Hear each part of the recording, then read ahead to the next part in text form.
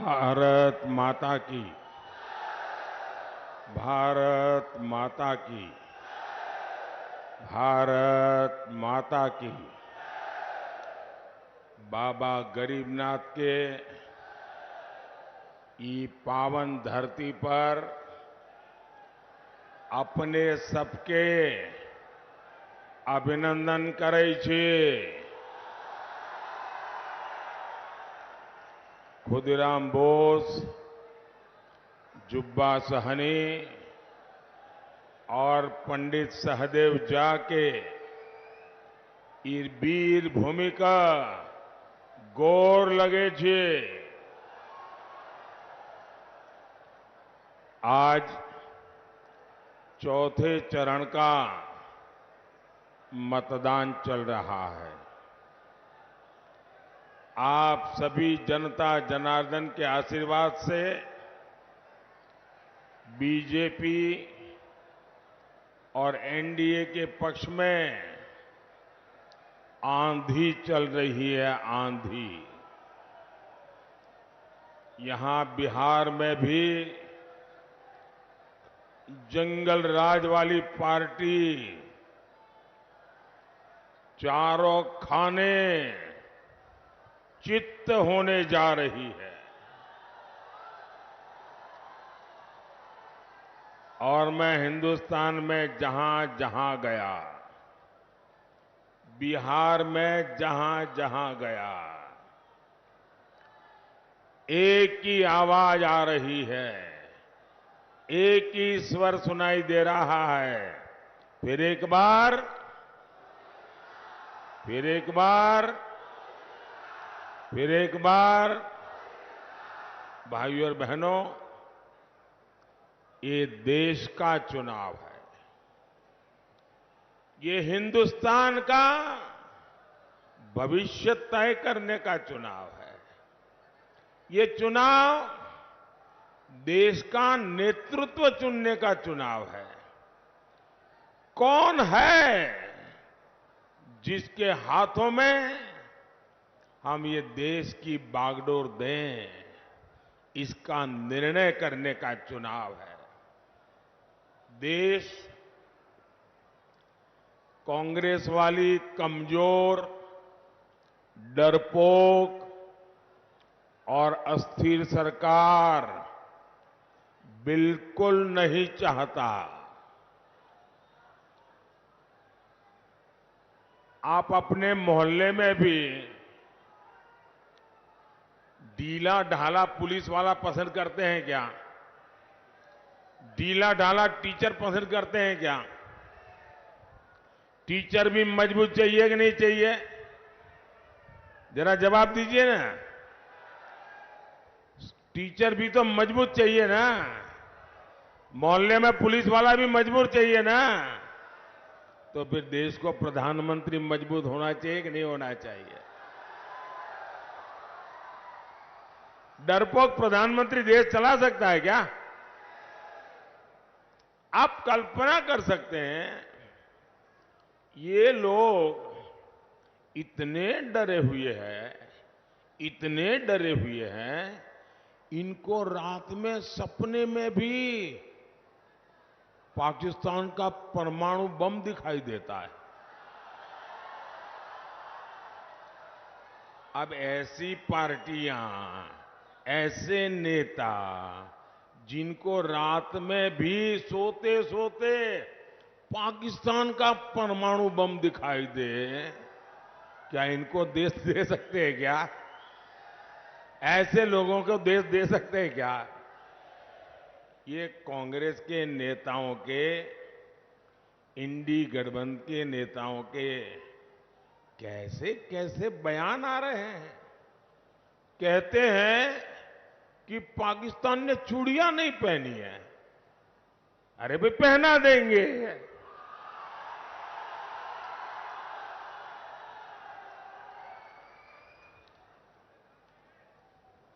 अब उनको आटा भी चाहिए, उनके पास बिजली भी नहीं है। अबे हमें मालूम नहीं है कि उनके पास चूड़ियां भी नहीं है।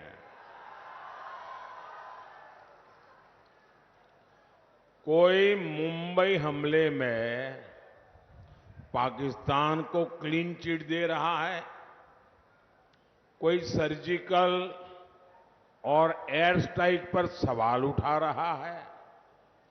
ये लेफ्ट वाले तो भारत के परमाणु हथियारों को ही खत्म करना चाहते हैं।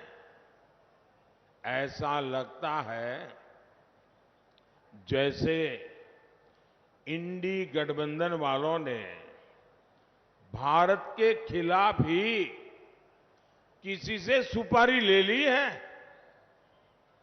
आप मुझे बताइए, ऐसे स्वार्थी लोग क्या राष्ट्र रक्षा के लिए कड़े फैसले ले सकते हैं क्या? जरा पूरी ताकत से बताइए, कड़े फैसले ले सकते हैं क्या?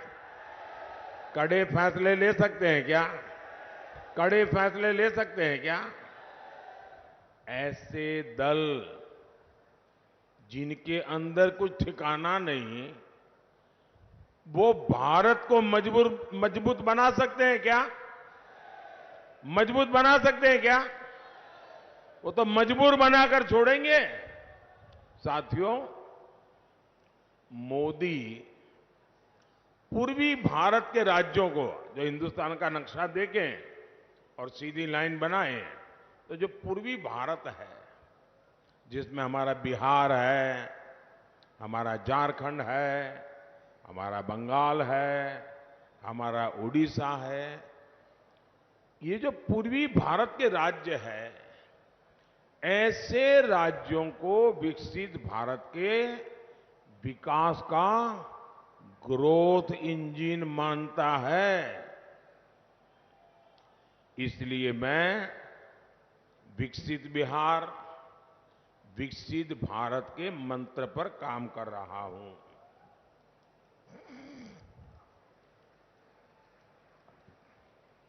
बिहार में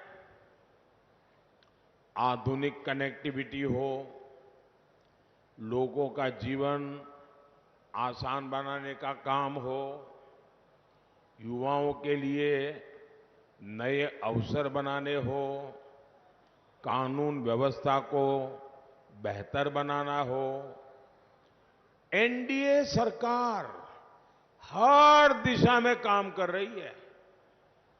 मोदी चारों दिशाओं में एक साथ काम करने का स्वभाव रखता है।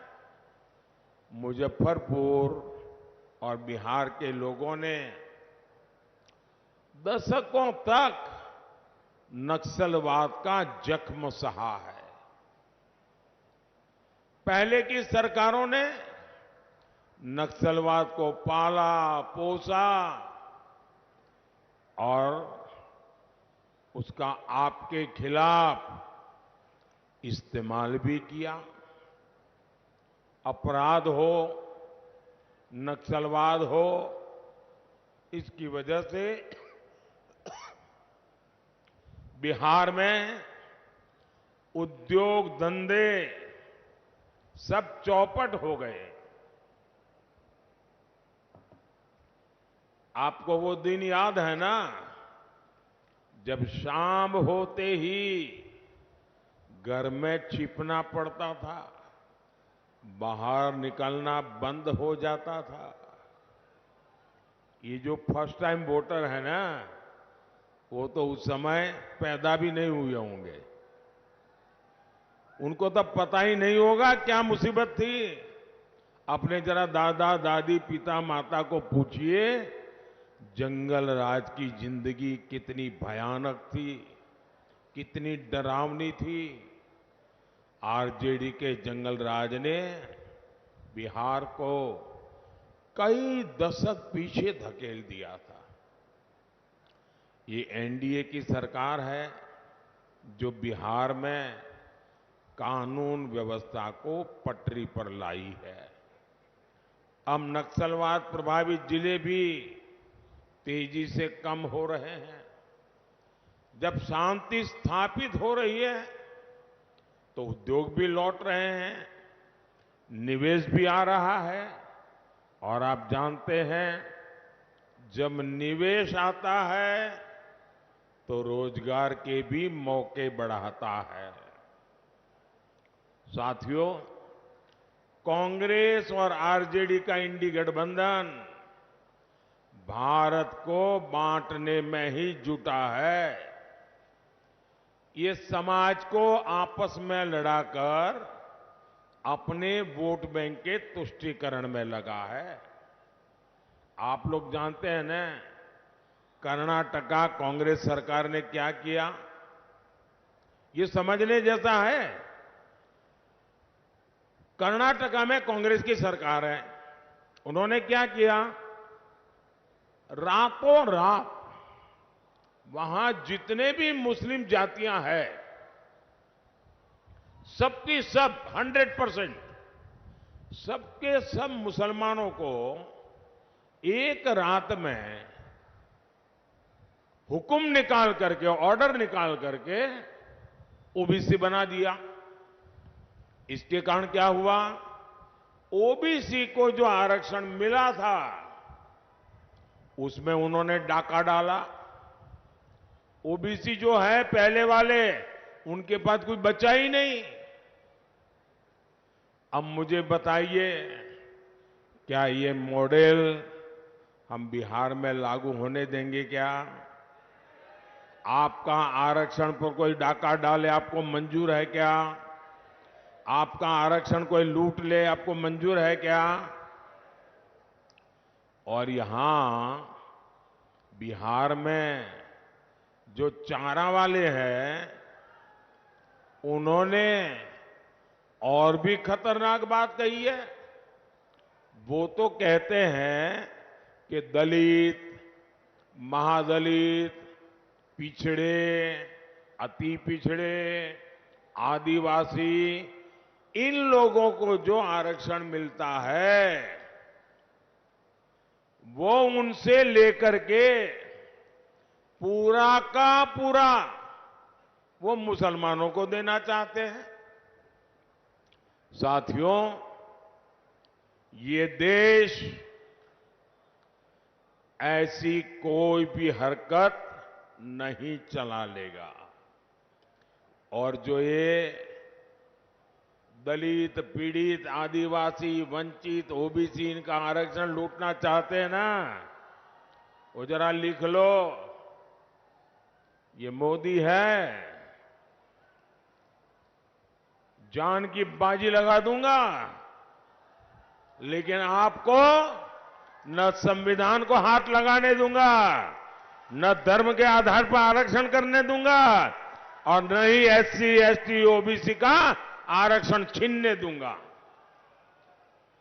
और इसलिए मोदी किसी को धर्म के आधार पर आरक्षण नहीं देने देगा। और ये मोदी की गारंटी है। साथियों, हमारी प्रतिबद्धता बिहार के युवाओं के सपनों को पूरा करना है। यहां नीतीश जी के नेतृत्व में लाखों सरकारी नौकरियां बिहार सरकार ने दी है, एनडीए सरकार ने दी है। केंद्र सरकार ने भी रोजगार मेलों के जरिए लाखों भर्तियों की योजना को, और हमने तो इतने सुधार किए, पहले नौकरी भर्ती में 2-2 साल तो कागजी काम चलता था, मैंने इसको कम कर करके 1 साल में 10 लाख लोगों की भर्ती करने की ताकत पैदा कर दी है। बिहार में 8 नए मेडिकल कॉलेज स्वीकृत हुए हैं। बिहार में 10,000 से ज्यादा आयुष्मान आरोग्य मंदिर बने हैं। बिहार में 400 से ज्यादा जन औषधि केंद्र खुले हैं। राज्य के गांवों में 60,000 से ज्यादा कॉमन सर्विस सेंटर खोले गए हैं। मुझे बताइए, सारा इतना हो रहा है, इसमें कौन काम कर रहा है? नौजवान को रोजगार मिले बिना एक काम होता होगा क्या? आज देश में लाखों कॉमन सर्विस सेंटर गांव-गांव चल रहे हैं। ये मेरे नौजवान नहीं चला रहे तो कौन चला रहा है? रोजगार नहीं होता तो कैसे चलता? भाइयों और बहनों, यहां बड़ी संख्या में हमारी माताएं बहनें आई हैं।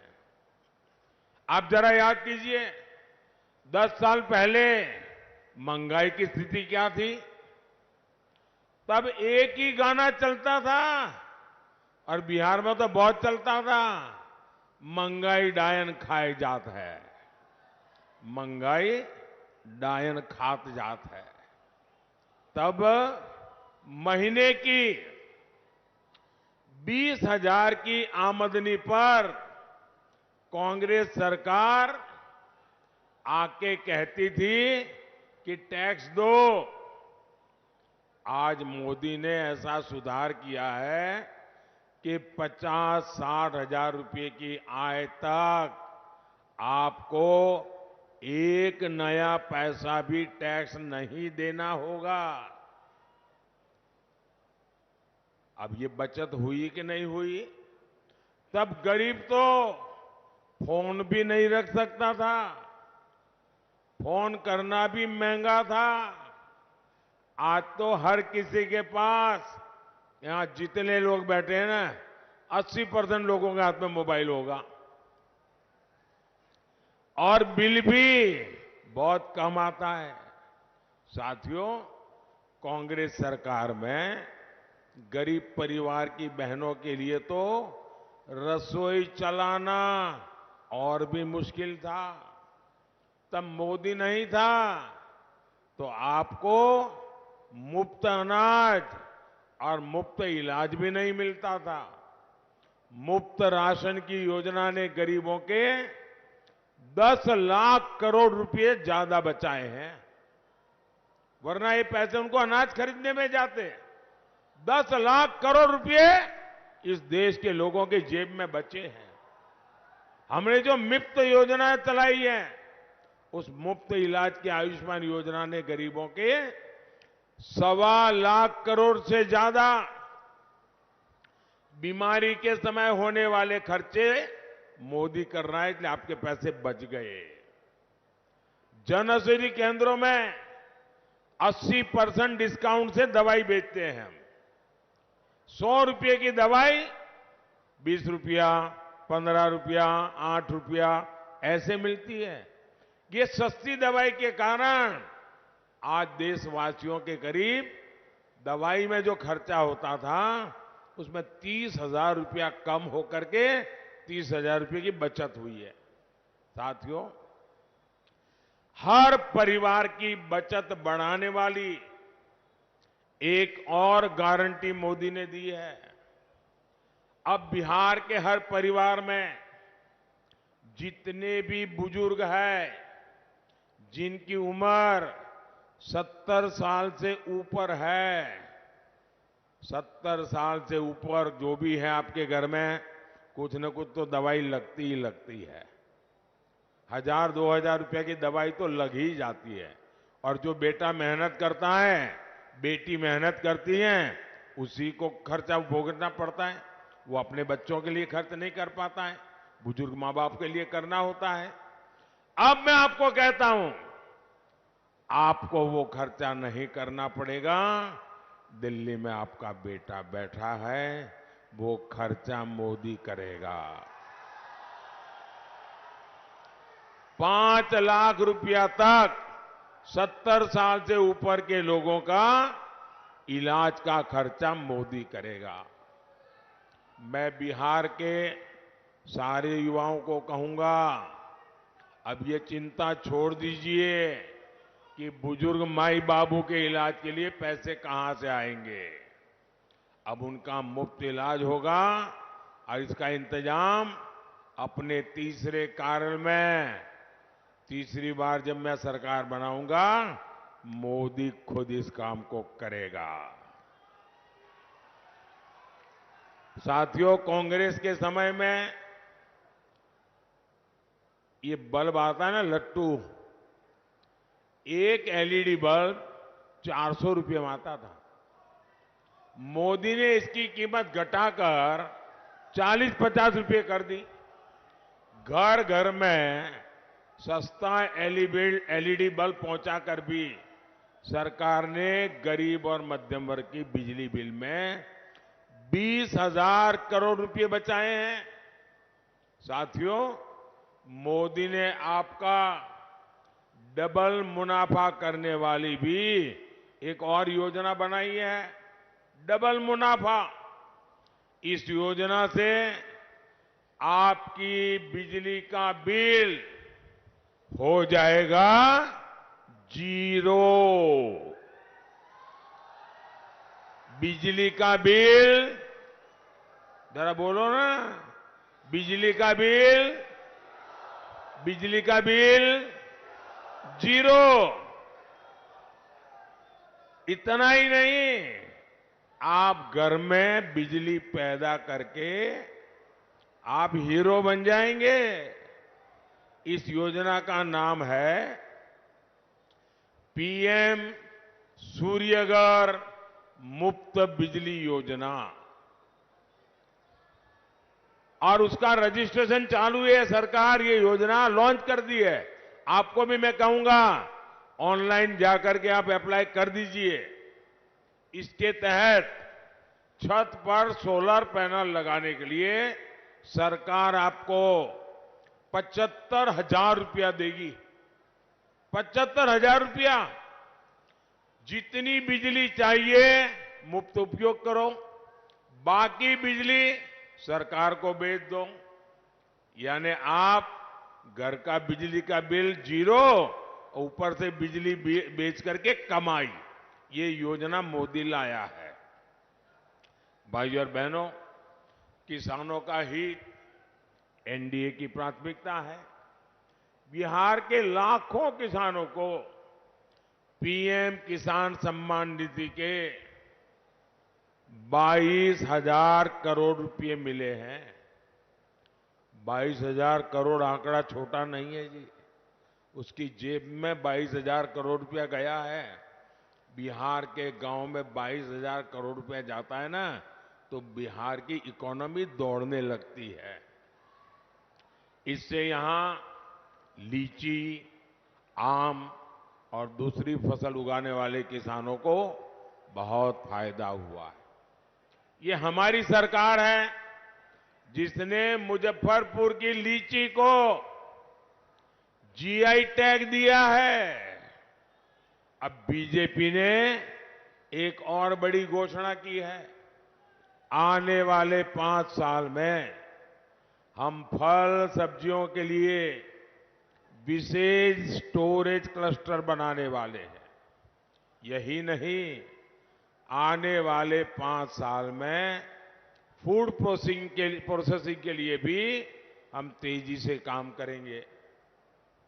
साथियों, हमारी सरकार की प्राथमिकता मछली पालन से जुड़े भाई बहन भी है।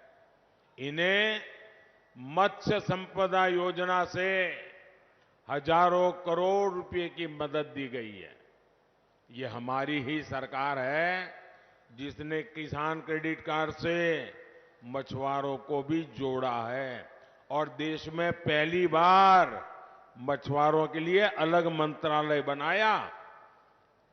75 साल हुआ, किसी ने नहीं बनाया, मोदी ने बनाया। मछुआरों के लिए अलग मंत्रालय, अलग बजट, अलग योजना, सिर्फ और सिर्फ मछुआरों के लिए। साथियों, बिहार में रेल, रोड, एयरपोर्ट जितने भी काम यहां चल रहे हैं वो तेजी से पूरे हो। बिहार विकसित होने के रास्ते पर तेजी से चले, इसके लिए मुजफ्फरपुर से हमारे साथी राजभूषण चौधरी निषाद जी और वैशाली से वीणा देवी जी को भारी वोटों से विजयी बनाना है। और जब आप इनको वोट देंगे ना, तो वोट सीधा सीधा मोदी के खाते में जाएगा। तो आप ज्यादा से ज्यादा वोट करवाएंगे, पोलिंग बूथ जीतेंगे। अच्छा, मेरा एक काम करेगा, घर घर जाइएगा और कहिएगा कि हमारे मोदी जी आए थे और मोदी जी ने परिवार के सबको जय श्री राम कहा है। मेरा जय श्री राम पहुंचा दोगे? हर परिवार में पहुंचा दोगे? बोलिए भारत माता की, भारत माता की, भारत माता की। बहुत बहुत धन्यवाद।